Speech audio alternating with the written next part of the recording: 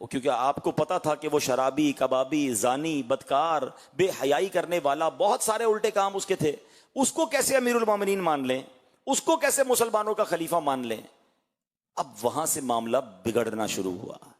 پہلا میسج، امام حسین کو بڑی آفرز تھیں کہ آپ قبول کر لیں، پھر آپ کی تو وظائف باندھ دیے جائیں گے، آپ کو بڑی لگژریز دی جائیں گی. آپ نے کسی چیز کو قبول نہ کیا اور باطل کے آگے سر نہیں جھکایا، کمپرومائز نہیں کیا. آپ کمپرومائز کر لیتے نا تو ساری دنیا کے لیے ایک مثال بن جاتی کہ جناب جب بھی مشکل آئے کمپرومائز کر لو. امام حسین نے بھی تو کیا تھا. نہیں، آپ نے سر کٹا دیا مگر کمپرومائز نہیں کیا. یہ میسج ہے ہم تمام لوگوں کے لیے جو کہتے ہیں یار آفس کا ماحول ایسا ہے نا تو وہاں نماز نہیں پڑھ سکتا. ذرا ہمارا دوستوں کا ماحول ایسا ہے نا تو وہاں ڈریس مجھے ایسے ہی پہننا پڑتا ہے. ارے جناب یہاں جو ہے نا میں سنت پر عمل نہیں کر سکتا، فلاں ملک میں جاتا ہوں تو وہاں اس برائی سے نہیں بچ سکتا.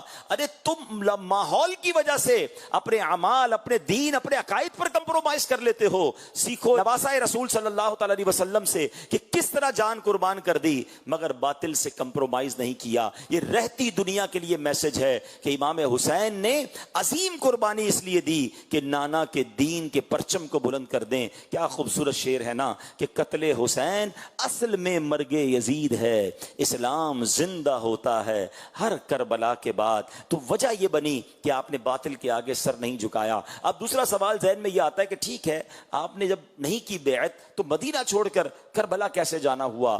اصل میں آپ نے یہ ڈیسائیڈ کر لیا کہ اگر اب میں مدینے میں رہوں گا تو اس کے سپاہی جو ہیں اب یہ جنگ و جدال کریں گے، اور آپ کے دل نے گوارا نہ کیا کہ مدینے میں تلواریں چلیں، مدینہ منورہ کا امن و سکون برباد ہو. تو آپ نے سوچا کہ میں مکے چلا جاتا ہوں. آپ مکہ پاک کے لیے روانہ ہو گئے. مگر ذرا سوچیں کہ نواسہ رسول جن کی پیدائش مدینے میں ہوئی، پورا خاندان مدینے میں ہے، ساری زندگی یہاں گزری ہے، اور اب انہیں مدینہ چھوڑنا پڑ رہا ہے. تاریخ میں جس طرح یہ واقعات لکھے ہیں کہ کس طرح امام حسین نے روتے ہوئے نبی پاک کے روضے پر حاضری دی، وہ رات کیسی آہو فغاں میں گزری تھی. نانا جان کو کس طرح الوداع کہا گیا کہ نانا حضور اب ہم سے مدینہ چھڑوایا جا رہا ہے. اللہ اکبر. یہ وہ ہستی ہیں جن کو میرے آقا جنتی نوجوانوں کا سردار فرمایا کرتے، میرے آقا انہیں جنتی پھول فرمایا کرتے، نبی پاک انہیں چوما کرتے، یہ نبی پاک کے کاندھوں پر سواری کرتے. ایسا انٹریکشن، ایسا تعلق تھا، اور ان ظالموں نے امام حسین کو مدینہ چھڑوایا. آپ روتے ہوئے اشک بار آنکھوں سے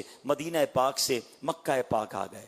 مگر اب کمال دیکھو کہ کوفہ سے مسلسل آپ کو پیغام آ رہے تھے کہ حضور ہم آپ کی بیعت کرنا چاہتے ہیں، ہم یزید کی بیعت نہیں کرنا چاہتے، آپ آئیے اور ہمیں اس کے ظلم و ستم سے بچائیے، اور ہم آپ کے ہاتھ پر بیعت کرنا چاہتے ہیں. اللہ اکبر. آپ کو معلوم تھا کہ یزید کے لشکر والے بڑے ظالم ہیں، مگر جب کوفیوں کی لیٹر آئے، کوفیوں کے مکتوب آئے، تو یہ آپ کے منصب کا تقاضا تھا کہ کیسے ڈینائی کر دیتے. امام حسین اسلام کے بہت بڑے داعی تھے، حق کی بات کرنے والے تھے، عظیم مبلغ اسلام تھے. آپ نے فرمایا اگر میں کوفہ نہ گیا تو قیامت کے دن اگر کوفے والے کھڑے ہو گئے بارگاہ الہی میں کہ یا اللہ ہم تو امام کی بیعت کرنا چاہتے تھے، ہم اس بدکار یزید کی بیعت نہیں کرنا چاہتے تھے، مگر امام ہمارے پاس نہیں آئے، تو میں اللہ کی بارگاہ میں کیا جواب دوں گا؟ یہ دین کی خاطر قربانی کا جذبہ دیکھو کہ جان کی پرواہ نہ کی، اور آپ نے کہا میں سفر کروں گا.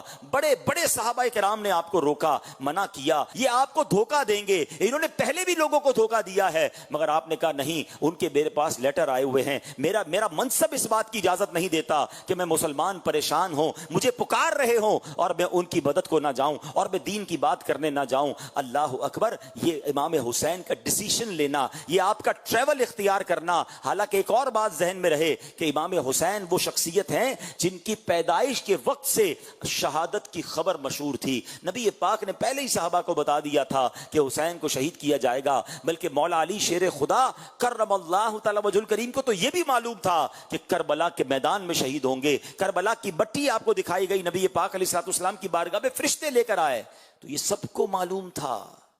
مگر پھر بھی کربلا کا سفر ہو رہا ہے، پھر بھی کوفہ کا سفر ہو رہا ہے. تو اس سے ایک اور بات پتہ چلتی ہے.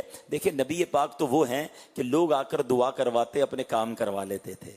صحابہ کہتے بارش چاہیے، آقا ہاتھ اٹھاتے بارش برستی. صحابہ کہتے بارش رکوائیے، آقا ہاتھ اٹھاتے بارش رک جاتی. جو نبی چاند کو اشارہ کر کے دو ٹکڑے کر دے، وہ نبی کے اپنے نواسے سے یہ آفت ٹل جائے اس کی دعا نہیں کر سکتے تھے؟ بی بی فاطمہ کہتی بابا جان آپ کو اتنا پیار ہے حسین سے، آپ دعا کیجئے کہ اس کو شہید نہ کیا جائے، اس پر ظلم نہ کیا جائے، یہ آفت ٹل جائے۔ مولا علی کہتے نبی پاک علیہ الصلوۃ والسلام سے یہ سارا خاندان وہ ہے جو سارے جہان کے لیے دعائیں کرنے والا، مگر اپنے بیٹے کے لیے دعا نہ کی۔ اس کے پیچھے علماء نے لکھا کہ یہ سب پریپیئر تھے اس امتحان کے لیے، سب اپنے بچے کو گویا خونے جگر پلا رہے تھے۔ امام حسین کی تربیت ہو رہی تھی کہ آگے جا کے تم نے دین پر قربان ہونا ہے، پتہ تھا پھر بھی صبر تھا۔ ہمارا حال کیا ہے؟ اللہ اکبر۔ یہ بہت کمال کا میسج ہے اگر ہم سمجھیں کہ انہیں معلوم تھا کہ اتنی بڑی آزمائش ہونے والی ہے، پھر بھی شکوہ نہیں ہے، پھر بھی جناب اللہ کی بارگاہ میں کوئی کمپلین نہیں ہے، زباں پر شکوہ رنج و الم لایا نہیں کرتے، نبی کے نام لیوا غم سے گھبرایا نہیں کرتے۔ بہت سارے اس میں تو پیغام ملتے ہیں نا۔ لوگ آج کل عجیب عجیب باتیں کرتے ہیں کہ یار میں تو نماز بھی پڑھتا ہوں، روزے بھی رکھتا ہوں، صدقہ بھی دیتا ہوں، میرے مسئلے ہی حل نہیں ہوتے، میری پریشانی دور نہیں ہوتی، پتہ نہیں میرا کیا قصور ہے۔ ارے اللہ کے بندو، اول تو یہ کہنا نہیں چاہیے میرا کیا قصور ہے، ہم تو ہیں ہی قصوروار، لیکن اگر کسی نیک شخصیت پر واقعی آزمائش آ رہی ہے تو مجھے بتاؤ نا، کربلا والوں سے زیادہ نیک کون تھا؟ انہیں بھی تو امتحان آیا نا، اور وہ امتحان میں کامیاب ہوئے۔ اور آج ہم چھوٹی سی آزمائش پر شکوے، شکایات، کمپلین نہ کریں۔ ایسا امیر اہل سنت بڑا پیارا میسج دیتے ہیں، فرماتے ہیں پیارے مبلغ معمولی سی مشکل پہ تو گھبراتا ہے، پیارے مبلغ معمولی سی مشکل پہ تو گھبراتا ہے، دیکھ حسین نے دین کی خاطر سارا گھر قربان کیا۔ امام حسین نے تو پورا گھر قربان کر دیا نا۔ اچھا پھر کیا ہوا؟ آپ مدینے سے مکے آ گئے اور آپ نے مزید کنفرمیشن کے لیے حضرت مسلم بن عقیل کو بھیجا۔ وہ وہاں گئے تو کوفے والوں نے ہزاروں کی تعداد میں آپ کی بیعت کر لی، اور انہوں نے لیٹر لکھ دیا کہ حضور یہاں تو معاملات بہت اچھے ہیں، ہزاروں لوگ میرے ہاتھ پر بیعت کر چکے ہیں، آپ آئیے، وہ آپ کا انتظار کر رہے ہیں۔ اب 3 ذو الحجہ کو امام عالی مقام، امام عرش مقام مکے سے کوفہ کے لیے روانہ ہوتے ہیں۔ ذرا سوچیے یہ کون سے دن ہوتے ہیں؟ 3 ذو الحجہ اور 9 ذو الحجہ میں کتنا فرق ہے؟ 5-6 دن کا فرق ہے۔ حج کے لیے ساری دنیا سے لوگ مکے آ رہے ہیں، مگر امام حسین کوفہ جا رہے ہیں کہ دین پھیلانا ہے۔ قربانی دی، پہلے مدینہ چھوڑا، پھر مکہ چھوڑا، اور اب آپ جب جانے لگے تو وہاں حضرت مسلم بن عقیل کو شہید کر دیا گیا۔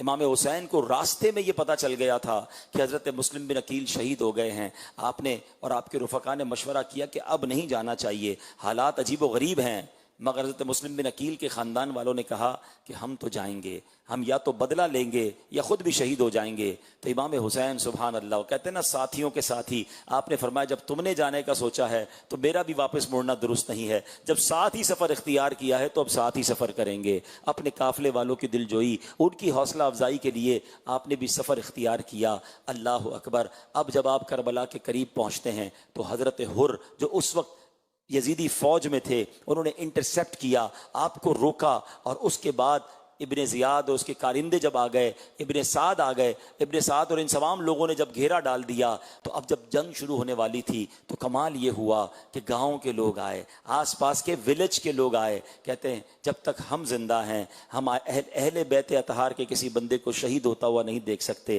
پہلے ہم قربانی دیں گے۔ سارے گاؤں کے لوگ یزیدی فوج سے لڑتے لڑتے شہید ہو گئے۔ ایک بنی کلب کا ایک دولہا تھا، اس کی 17 دن کی شادی تھی، اس کی ماں آتی ہے روتے روتے کہ بیٹا میری زندگی کی تمنا ہے، قریب ہی نواسہ رسول موجود ہیں، اپنے لشکر کے ساتھ موجود ہیں، سامنے 22,000 کا لشکر ہے، اے میرے بیٹا کیا ایسا نہیں ہو سکتا کہ تم بھی اپنی جوانی امام حسین کے قدموں پہ قربان کر دو۔ وہ نوجوان لڑتے لڑتے شہید ہوتا ہے، جب اس کا سر دلہن کی گود میں ڈالا جاتا ہے تو وہ بھی روتے روتے دنیا سے چلی جاتی ہے۔ ذرا سوچئے تو صحیح میرے پیارے اسلامی بھائیوں، یہ کیسی قربانی کی داستانیں ہیں، یہ کیسے لوگ تھے کہ ایک طرف جن کو باقاعدہ کوئی انٹریکشن نہیں تھا مگر محبت آل رسول میں آ کر وہ اپنے سر کٹا رہے ہیں، اور ایک طرف یزیدی ہیں، 22,000 کا لشکر ہے اور وہ کسی طریقے سے بھی پیچھے ہٹنے کے لیے تیار نہیں۔ امام حسین نے کئی بار انہیں کہا کہ میں لڑنے نہیں آیا، کوئی لڑنے جاتا ہے تو بچوں کو لے کے جاتا ہے، فیملی کو لے کے جاتا ہے، آپ تو اپنے بچوں کو لے کر گئے تھے کہ مجھے تو کوفے والے بلا رہے ہیں، ویلکم کرنے کے لیے بلا رہے ہیں، دین کی دعوت دینے جا رہا ہوں، اس لیے فیملی ساتھ لے کر آئے تھے۔ آپ نے کئی بار کہا اگر مجھے نہیں جانے دینا تو مجھے واپس بھیج دو، مگر ان ظالموں نے کچھ اور ٹھانی ہوئی تھی۔ 3 دن بھوکا پیاسا رکھا گیا، پانی بند کر دیا گیا، کھانا بند کر دیا گیا۔ جب 1-2 دن کوئی بھوکا رہتا ہے، نڈھال ہو جاتا ہے، ان ظالموں نے 3 دن بھوکا پیاسا رکھنے کے بعد اب جب مقابلہ شروع ہوتا ہے، اللہ اکبر، میرے امام نے اس وقت بھی اتمام حجت کے لیے کربلا کے میدان میں ایک عظیم خطبہ دیا کہ دیکھ لو، پہچانو میں کون ہوں، میں نبی پاک کا نواسا ہوں، میں فاطمہ بطول کا بیٹا ہوں، میں مولا علی کا شہزادہ ہوں۔ تمہیں یاد ہے میرے آقا نے میرے بارے میں کیا کیا فرمایا ہے؟ میں جنتی نوجوانوں کا سردار ہوں۔ ذرا سوچو، مجھ پر ظلم کرو گے، قیامت کے دن کیا منہ دکھاؤ گے؟ کیسے تم میرے قتل سے بری ہو سکو گے؟ آپ نے ایک بار پھر انہیں سمجھانے کی کوشش کی، مگر وہ ظالم نہ سمجھے۔ مگر جس کے نصیب میں تھا، حضرت حر کا واقعہ ایک شاندار ہمارے لیے میسج ہے۔ آپ کانپنے لگے، لرزنے لگے۔ آپ کا بھائی آپ کو کہتا ہے، اے حر، میں نے تمہیں بڑے بڑے مقابلوں میں دیکھا ہے، تم تو بڑے بہادر ہو، تم تو بڑے جری ہو، یہ تمہیں کیا ہو گیا ہے؟ اتنی چھوٹی سی لشکر ہے، اتنا چھوٹا سا میدان ہے اور تم کانپ رہے ہو۔ اللہ اکبر۔ حضرت حر کہتے ہیں کہ میں، ایسا لگتا ہے کہ جنت اور دوزخ کے درمیان کھڑا ہوں، دنیا مجھے کھینچ رہی ہے جہنم کی طرف، مگر سامنے مجھے نواسہ رسول کے قدموں میں جنت نظر آ رہی ہے۔ میں ان دونوں کے درمیان لرز رہا ہوں کہ کہیں میری زندگی تباہ و برباد نہ ہو جائے، میں نواسہ رسول سے کیسے لڑائی کر سکتا ہوں؟ ایمان کی رمق دل میں موجود تھی۔ ادھر امام حسین نے اعلان کیا، کون ہے جو ہمارے نام پر اپنی جان قربان کرے؟ بس یہ سننا تھا کہ حضرت حر نے اپنا گھوڑا دوڑایا، یزیدی فوج سے نکلے اور حسینی فوج میں جا ملے، اور وہاں جا کر پھر آپ نے امام حسین کے قدموں پر لڑتے لڑتے یزیدیوں کے ساتھ اپنی جان قربان کی۔ یہ ایک لمحے کا ڈیسیشن، کروشل ڈیسیشن، یہ ہمیں بہت کچھ بتاتا ہے۔ آج ہم حضرت حر کا نام لیتے ہیں تو ساتھ رضی اللہ تعالی عنہ کہتے ہیں، ہم یزیدی نہیں کہتے، حالانکہ ان کے لشکر میں تھے، امام حسین کو انٹرسپٹ کرنے والے تھے، مگر کیا میسج ہے کہ ڈیسیشن ٹائم پہ لینا ہوتا ہے، باطل اور حق میں فیصلہ کرنا ہوتا ہے۔ شعر کتنا پیارا ہے نا، یہ نعرہ حر کا تھا جس وقت فوج شام سے نکلا کہ دیکھو یوں نکلتے ہیں جہنم سے خدا والے۔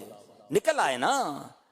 اب غور کرے میرے وہ اسلام بھائی جو میرا بیان سنیں گے، ہم بھی زندگی میں سوچتے رہ جاتے ہیں، یار کر تو غلط رہا ہوں، کما تو ٹھیک نہیں رہا، یار یہ عادت اچھی نہیں ہے، یہ جو میں باتیں کرتا ہوں نا یہ درست نہیں ہے، جو میں دیکھتا ہوں نا یہ ٹھیک نہیں ہے، ہاں میرا یہ کام غلط ہے، نکلنا چاہیے، چھوڑنا چاہیے۔ ادھر سے شیطان مشورہ دیتا ہے، نہیں یار یہ چھوڑے گا تو پھر یہ نقصان ہو جائے گا، یہ معاملہ ہو جائے گا۔ بندہ بس سوچتا رہ جاتا ہے۔ خوش نصیب وہ ہوتا ہے جو فیصلہ کرتا ہے، باطل چھوڑتا ہے اور حق کی طرف آ جاتا ہے۔